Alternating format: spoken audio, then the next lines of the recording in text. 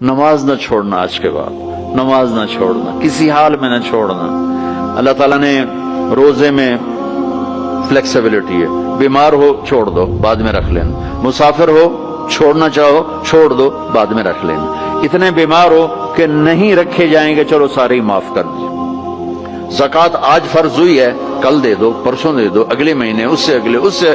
سال کے اندر جب مرضی دے دو۔ حج فرض ہو گیا ہے، اس سال کر لو، اگلے سال کر لو، مرنے سے پہلے جب کر لو، لیکن نماز آ گئی، ان الصلاۃ کانت علی المؤمنین کتابا موقوتا، نماز نہیں ہل سکتی، اسے اپنی جگہ پہ ہی پڑھنا ہے۔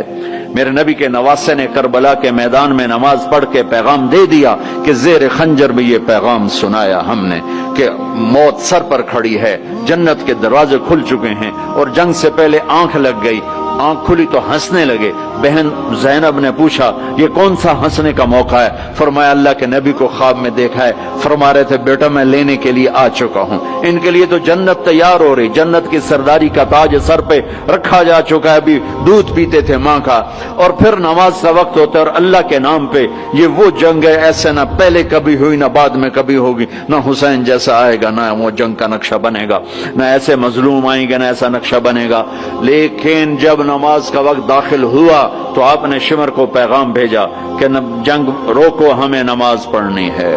ان کا ہم جنگ نہیں روکیں گے، ان کا ہم نماز نہیں چھوڑیں گے، کہ تم ادھر آ ستمگر ہنر آزمائیں تو تیر آزما ہم جگر آزمائیں، کہ تو تلوار چلا میں نماز پڑھ، میں نبی کا نواسا ہوں، میں تمہیں نماز پڑھ کے دکھاؤں گا۔ تیروں کی بوچھاڑ میں، تلواروں کی جھنکار میں میرے نبی کے نواسے نے نماز پڑھ کے دکھائی، اور اپنے سارے ساتھیوں کو پڑھائی، اکیلے نہیں پڑھی میں پڑھ لوں تھوڑی چھوٹی، سب کو پڑھائی۔ آدھوں نے نماز پڑھی، آدھوں نے جنگ کی، پھر آدھوں نے نماز پڑھی، آدھوں نے جنگ کی، اور عصر سے پہلے سب کے سر کٹ کے نیزوں پہ چڑھ چکے تھے۔